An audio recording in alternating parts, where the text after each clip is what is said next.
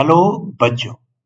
Let's read the question. The question says that the total surface area of a solid right circular cylinder is 231 centimeter square.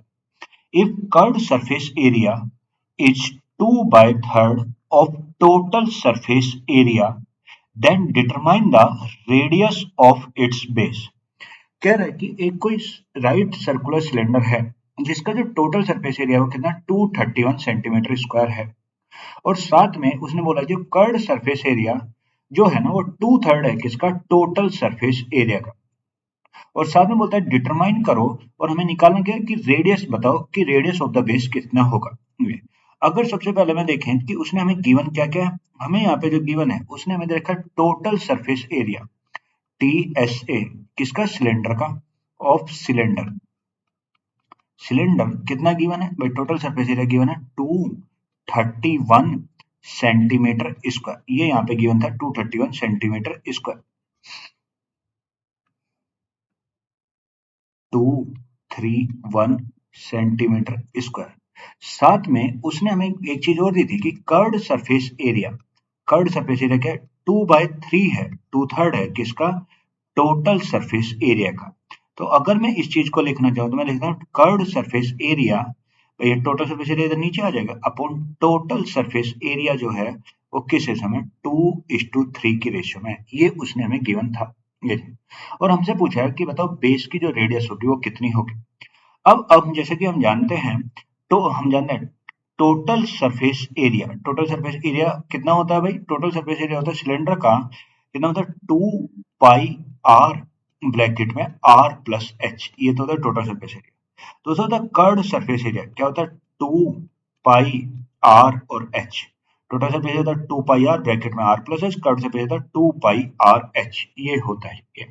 अब अगर मैं यहाँ पे value put करूं और मैं इसे सोल्व करें तो आइए करते हैं। अब देखो उसने हमें दे रखा था टोटल सरफेस एरिया, तो सबसे पहले अगर लिखें curve surface area 2πrh upon 2πr bracket में r प्लस h, और ये किसके बराबर था जी, ये था 2/3 के बराबर था। तो 2πr से 2πr कट गए। अब यहाँ पे क्या बचा, यहाँ पे जो बच गया मेरा बचा h upon r plus h, और ये किसका 2/3 के बराबर। तो इसे क्रॉस मल्टीप्लाई करें तो ये यहाँ पे तो ये 3h equals to 2r plus 2h।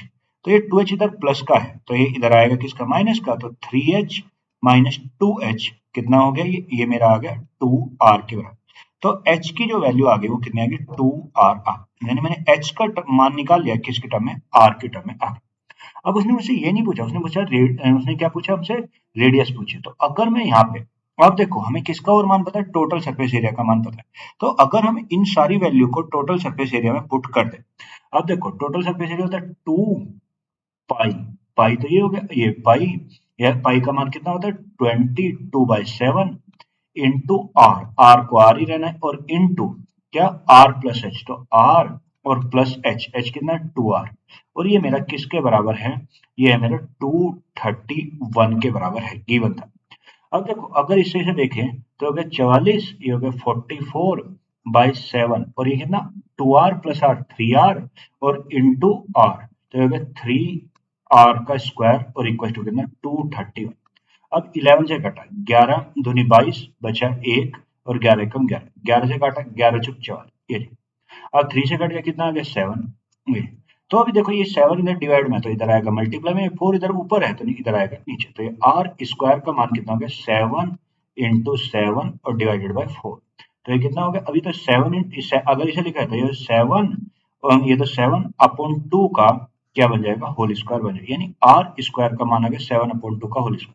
तो अगर मैं यहाँ से आर का मान नहीं हो तो आर कितना आ जाएगा 7 अपॉन 2, या हम बोल सकते हैं 3.5 सेंटीमीटर, यानी जो यहाँ से जो मेरी आर की वैल्यू निकल के आई, आर की वैल्यू कितनी आ गई 3.5 सेंटीमीटर। सो हम बोलेंगे so the answer of this question is 3.5 centimetre.